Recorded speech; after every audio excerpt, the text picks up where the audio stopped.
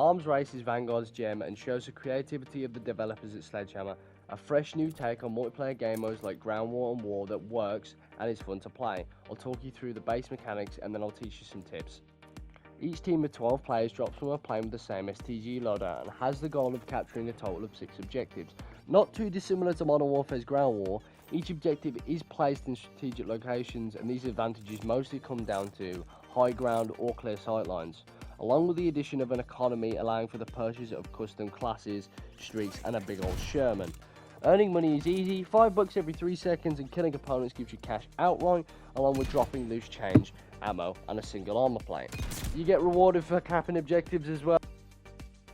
Now, the biggest mechanic within the game mode is Nebula Crates. Nebula Crates will begin to drop every now and again, bringing a capture the flag style of tug of war to the match. Each team will fight hard for these crates, and for good reason. Capture and deliver the crate to a friendly objective and you can completely destroy an enemy controlled base, surrounding the area in gas, which can kill you but can give opportunity to fall off an unexpected flank. The way you actually win is when a team holds all available objectives and a 60-second timer will start, giving the losing team an opportunity to make one final attempt to capture the objective to stay in the fight. Be it one of the 6 objectives or the final objective standing. Again, similar to when a team controls all objectives in Ground War and a nuke is called in if the timer runs down. There also is a time limit on matches. When reached, it just results in a draw. Boring, really. Okay, just before I get into some tips, let me show you the class I recommend you use. PTRS with any build, excluding the 10x scope. Trust me, we aren't trying to assassinate one Imran Zakayev. Adjusting for windage and elevation, it's just annoying for everyone involved. Don't tempt yourself with sitting on top of Hotel Transylvania and taking pot shots at 500 meters. I mean, it even has Shrouded as a weapon perk. For God's sake. I ain't encouraging that type of behaviour. Any preferable SMG or assault rifle that kills fast. Obviously, this requires perk 3 overkill. Smokes a C4, I'll explain in a second. Ninja is a definite. And any perk 2 really. High alert, engineer, piercing vision. They're all good choices. Tip 1. Situational awareness. Knowledge of what's happening within the match is extremely beneficial. For example, people contest the Nebula Crates so much they often forget about the objectives they're supposed to protect, giving you the opportunity to flank on the ice around to an unguarded base and capture it solo. Remember, the game mode is a balance between Nebula Crates and objectives. Knowing how to support your team situationally will increase the amount of fun you can have, plus it's just so satisfying to cap those bases. Listen to that noise. Tip 2, breaking into bases. To break into a base effectively, you need 2 things, an ammo box and a C4. It takes about 1 ammo box and 2 C4 to destroy a gate.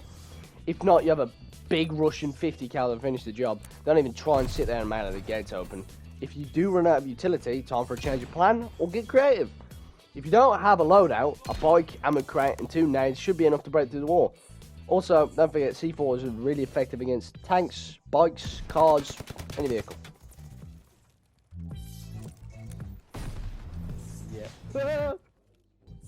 Tip 3, get your loadout as soon as possible. Drop where everyone else is going, rack up some kills, get the cash, get the loadout. The people that get the loadout early will dominate in basically every way. Tip 4, using the sniper effectively. You should use your sniper to create openings and capitalize on those openings by pushing constantly. You can't capitalize on an opening if you sit half a kilometer away. In the clip on screen, you can see how I'm using the sniper. Get close. I'd say close combat with the sniper is more effective and more beneficial than sitting back. Being able to take someone out with a quick headshot and push an now less guarded base with an SMG often results in a capture. Doesn't always. My last tip is just don't mistake this game mode for anything like Warzone.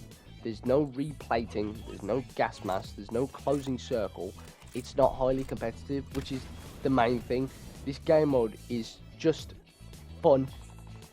There's no need to go out there and try to win the game.